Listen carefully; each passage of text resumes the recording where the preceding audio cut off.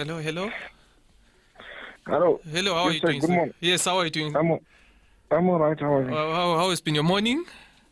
This is good. Thank you. Good. Thank you. My name is Tamsang Ngapala, and I'm calling in from Sky's Metro FM. I'm doing a business show. Are you comfortable with me asking you a couple of questions? Yeah, please go ahead. Yes. Pertaining retail, kule ndaba yempuphu le ekhwelile. What's your take on that?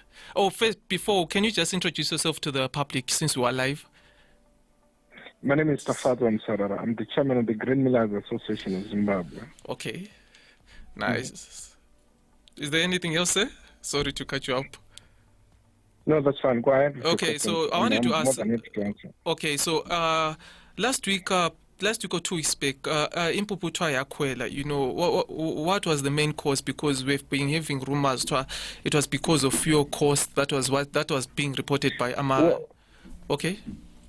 It's a cocktail of issues that gave rise to the price of Mealie-meal. First, our buying price of white maize from GMB went up by 50%. 50%? Yes. Okay. 50,000 a ton to 75,000 a ton. Okay. Then secondly is the increase in transport costs due to diesel prices going up. The third one, of course, is the prices of or the cost of electricity. Okay. It's been going up also.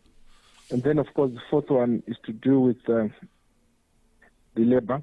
The labor. And the fifth one, labor cost went up. We increased salaries, so the prices were. That is what directly bearing to the production and manufacturing of Mealie-meal. Okay. Then, of course, the other one is to do with our packaging. The bag that carries the Mealie-meal is made from a byproduct of crude oil. Okay. So any movement on the crude oil prices on the world market impacts on that production. Okay. So yes, those are about 5 or so reasons why Mealie-meal had to go up. The increases were so huge that we could not absorb them ourselves. We have no choice but to pass them over to the consumer. Okay. So in terms of passing them over to the consumer, my question was the impact so huge that you needed to execute it right away? Couldn't it be done by like the end of the month where you could inform the public about the increase on price? Well, the price of maize, which was the biggest contributor, was immediate. Okay. It was immediate. Yeah, it was immediate. We spent about 10 days without buying maize from GMB as we were waiting for the paper processing. Okay. And then when it was completed, it came with new prices. All right. So there's no way we could,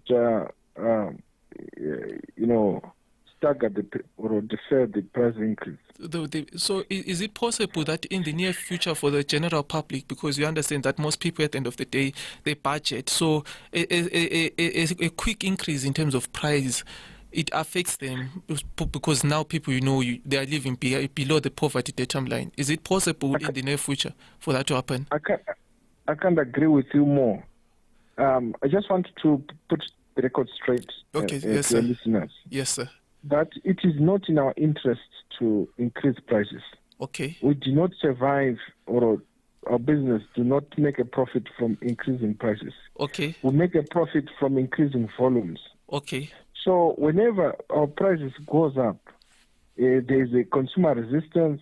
It's either people will reduce their consumption or even stop buying the product at all. Okay. That has got a negative bearing to us because our volumes will come down. Okay. And our infrastructure has got the minimum volume levels that it should produce. Okay. So we will be more than happy to be in a situation where our prices remain constant forever. Okay. Because we know that our volumes will continue to be increasing. Okay. So and they'll be substantial. Okay. So in a lighter note, can I just have one question? So we were well aware with the public that there are two prices. There's the ZWL price. There's the US dollar price. Just for the listeners, can you clarify which price increase? Does the US dollar price remain the same, or it also faces an increase or it's dual? No. Both prices in those dual currencies are equally affected. Okay. The price of Mealie-meal went up. Okay. And so it is the cost is affecting the price of Mealie-meal in US dollars and in local currency. Yes. Okay. It makes sense. So in the near future, let's assume this war, the effects that's making the price of the Mealie-meal going up. If it so happens that the price reduces, will that benefit be translated to the consumers, or what's your take on that? We are more than 100 companies that mill the product, so there is competition. Okay. So whenever there is a reduction in costs, definitely people compete. We use that to reduce their prices so that they increase their volumes. Okay. So yes, that I can assure you will happen. It will happen. Then also, can you just educate the public? Or you mentioned packaging. For most people, when you talk about packaging, they see the product, they see the packaging. Can you just explain to the public what goes into packaging in itself, if you just for the public to get a crisp? Because there's a lot of headway where people say packaging, they usually assume it's general packaging. But when you explained earlier on, you mentioned several factors which affect the cost of packaging. Okay, the packaging is made of the usual bags that you see. Okay. Those bags are manufactured from some special granules that are produced during the distillation process, or the processing of, saying, from crude oil, we are going to get paraffin, we are going to get diesel and other petroleum products. Okay. So that's where you get them. So they come here now, of course, the process starts to come up with those bags. Okay. Unfortunately, because this is food, we can't recycle them and reuse them. Okay. The material has to be virgin. Okay. Because in recycling, sometimes contamination creeps in. So when you're making Mealie-meal flour, we use virgin packaging. Okay. The recycling doesn't work in that. It's not ideal for that. So that packaging is expensive. Currently, I think that bag is around 40 cents. And 40 cents of good packaging, clean packaging, so that we ensure that our consumers are given products that are not contaminated, either through recycling or also packaging that is strong and well sealed to avoid external contamination. Okay, thank you on that one. So are you making any headway in terms of reducing the cost of that, looking for cheaper alternatives, or it strictly has to be that type of packaging? No, it has to be that. We don't have a cheaper alternative for now. You don't have a cheaper alternative? It has to be that. Yeah, well, with food, there's where you can't go below certain minimum levels of production. Okay. Because you end up risking the health of the public. Okay, I get that one. Now, also elaborating on those factors that you mentioned, you mentioned the price of Zesa. Maybe I'm not understanding. As the grain, you said you are the Sorry, now I'm missing it.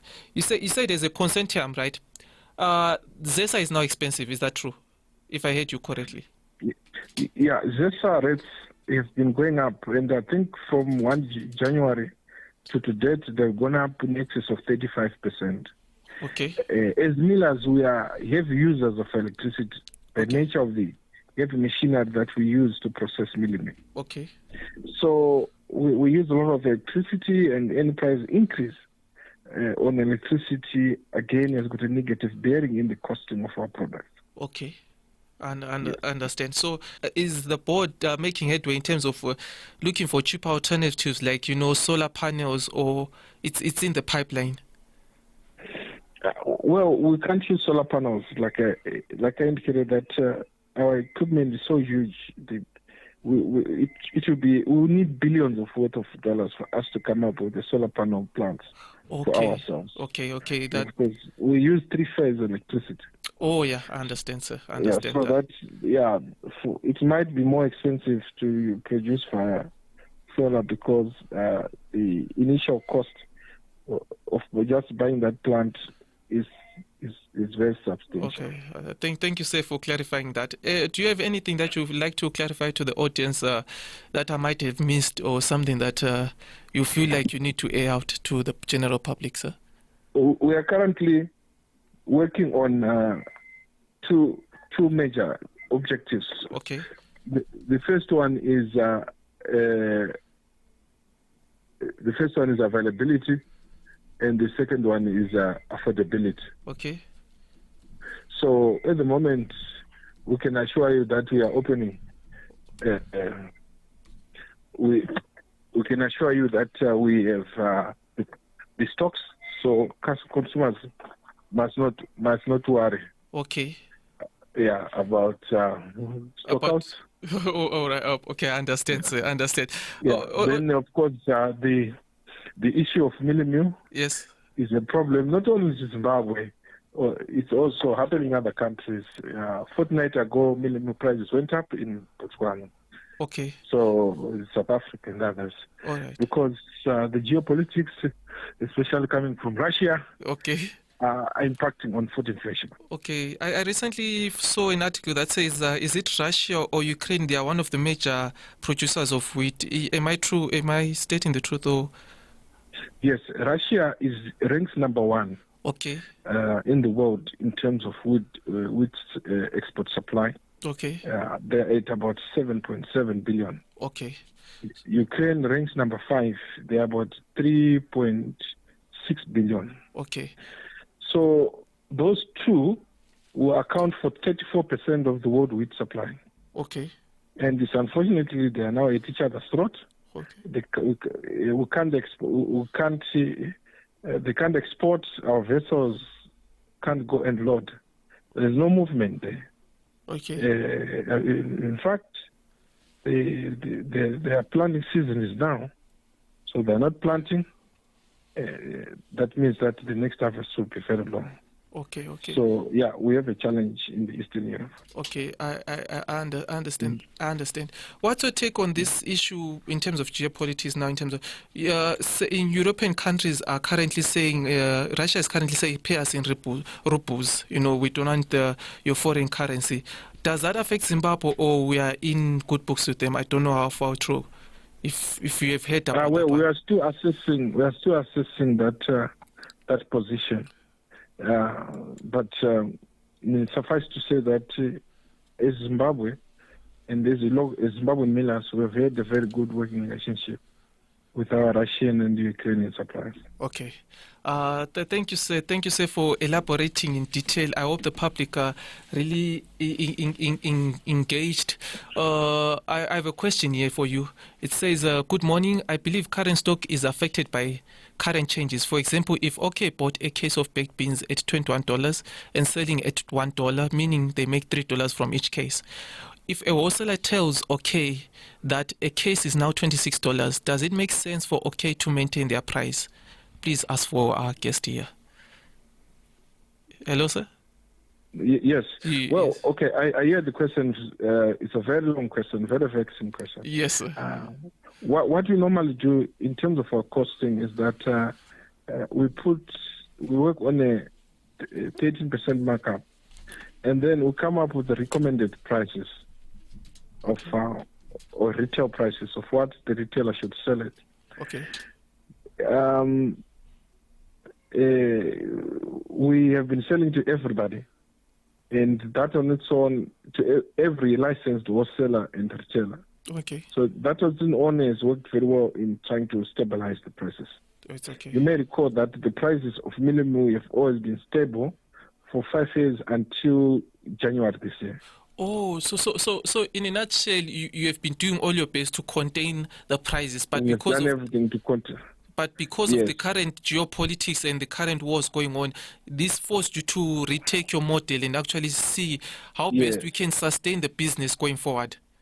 Yes, okay. That's how it is. But let me reiterate again that it is not in our interest to increase prices. It works against us because when increased prices, incomes are not increasing as fast as the prices are. So people would reduce consumption. And when the consumption is reduced, demand is affected. And so will be our volumes. All right. Okay, sir. I would like to thank you for taking your time and taking questions from me. Thank you very much, and I think the guests also are saying thank you for your well articulated explanations here at Skies Metro FM. Thank you, Mr. Bala. Thank you, sir. Enjoy your day. Bye. Ciao.